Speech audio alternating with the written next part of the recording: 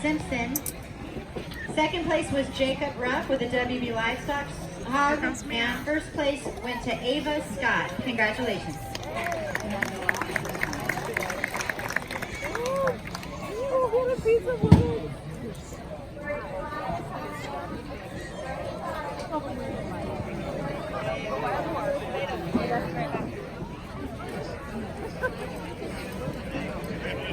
We're West Point for it.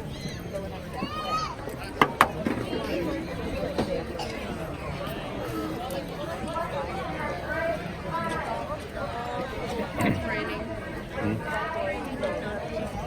Mia.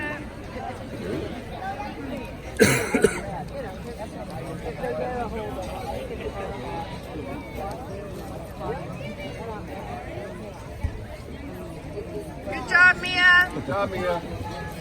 Years ago, they had old wooden ponies, but they have little spurs and they can get through it.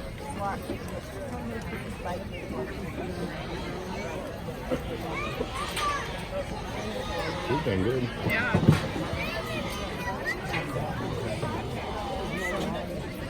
That pig is a good flanker.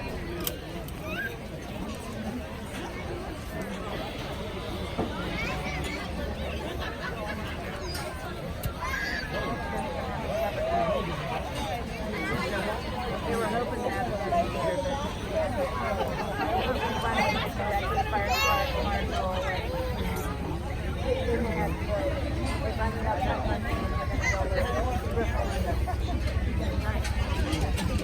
I'm quite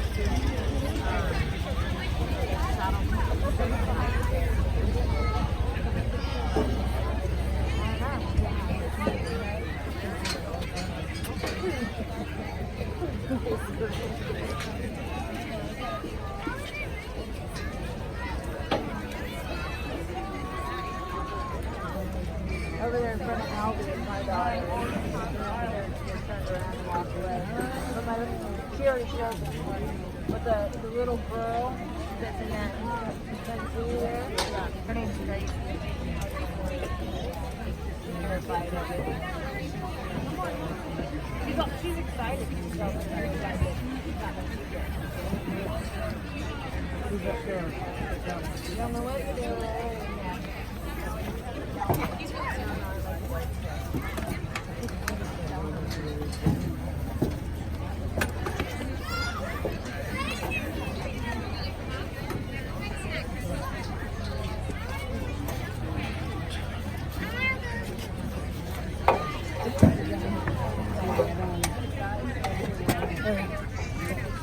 Sorry about that.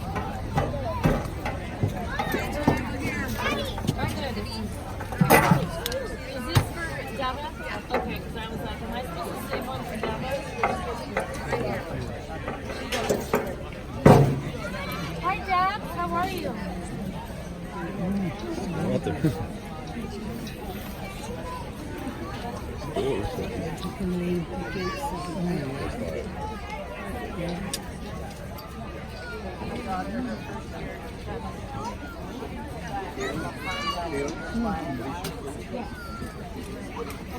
Thank you.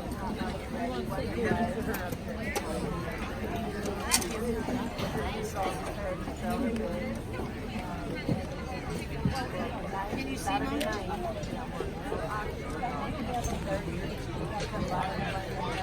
Good job, Mia. Good job, Mia.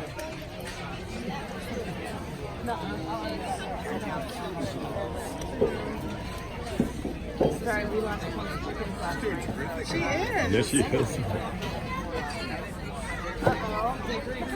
What happened to her? Can you see them? You were waiting?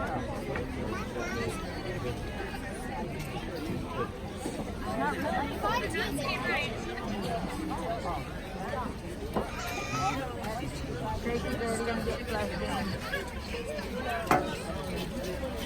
Well, the big guy's fight over there. Yeah, that could be so funny. There, I know it's bored right now. She's going to sit here. You done good. I gotta go see some.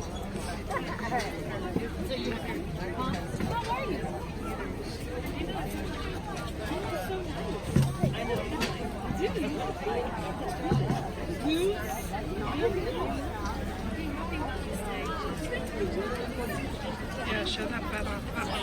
Huh?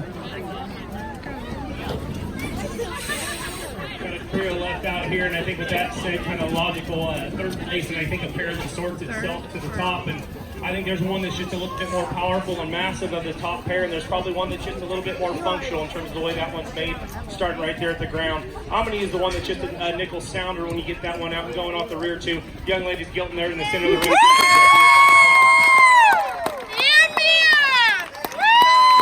I think that one's made just a little bit better there in that hip and the way that one gets out and moves off those rear two. I'm not saying that one's perfect, but I read that one as just being a little bit looser in terms of its skeleton and structure there when she gets out and drive. That one's stout and big-legged. That one's fresh and unique when you get over the top of it. Maybe not filled quite enough there in that rear flank there, but to me, I think that one kind of sorts itself to the top, just being a little more complete from a leg standpoint. The red rump gilt's going to be second here, and there's the power hog in the class.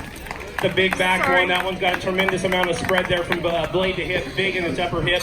That one's probably a little bit better in terms of the center portion of its body. Just not quite as comfortable or fluid when that one gets out and goes, and not quite as coordinated off those rear two as we'd like to see. But the front 2/3 of that hog I'm on board with. We just need to change that back in just a little bit to see that one have a shot to win this class. But two really, really good gilts. Depending on where your priorities lie, you can definitely switch those up however you want. Young man's belted hog here kind of logically fits into third there. There's one tremendous amount of volume and shape down its top. Big in terms of its rib cage, a little more basic in terms of that one's made up through the front 1/3 of its skeleton, not quite as stout in terms of its bone work. I think to be a little more eye appealing, this guy could stand just a nickel taller there at the point of the shoulders, maybe be just a bit square in terms of his muscle shape, but that's a really good barrel to sit third here in this class. Congratulations, young man.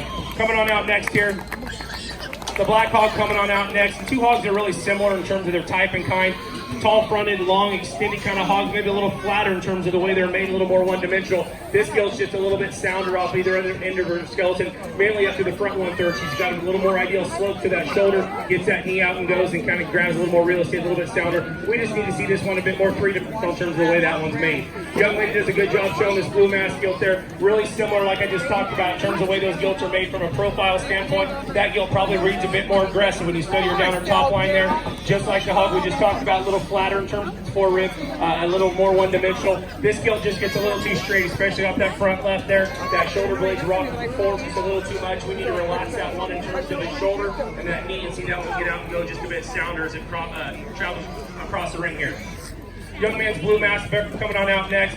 One that's stout and powerful. There's one that's got a tremendous amount of shape. Carcass quality on this hog is going to be excellent, but when we study this one from a feet and leg standpoint, that's where it kind of lets us down there. That one gets a little too soft in terms of his pasterns off either end of his skeleton. Wants to toe in just a little bit. A little more moderate for me. A really, really good hog. From a carcass standpoint, we just need to fix it from a show ring eye appeal standpoint. Young man comes out on next here with his belted barrel. Kind of the same thing. This one's got some product in him. The biggest thing for me, this one's just a little bit past noon there. This one's getting a little too greasy when you study him in terms of his fat indicators there. He reads just a little bit too much bark down the top side of his skeleton. When you study him in terms of his underline there, getting a little too soft there. We need to lean him up a little bit, see a little bit more of that true muscle shape in him, kind of whittle off the fat on that one to move him up any further.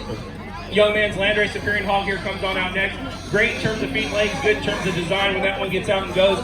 We just need to see that one stouter made. We need to see that one wider, just a shot more muscle from front to back. Young man's Calico that rounds out the class. Really similar in terms of the Landrace gilt there that we just talked about. Another one good when you get that one out and moving there. Just need a shot more bone, a shot more power in the undercarriage of that one. And by doing that, we're going to inject just a notch more product there from blade to hip. But a really good class, good group of kids. Let's give them all a round of applause. Congratulations, guys.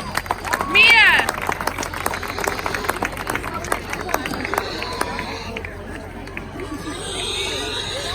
Good job. Go Mia. Good job. Listen, they're going to say your name right now. Listen, yeah, listen, yeah. Listen.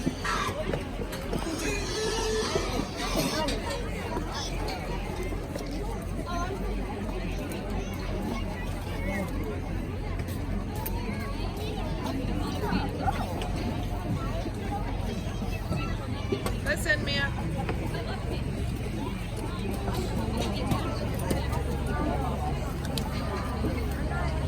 Ninth place in that class was Aiden Burns. 8th place was Jordan Bowerson. 7th place, Caleb Tweeten.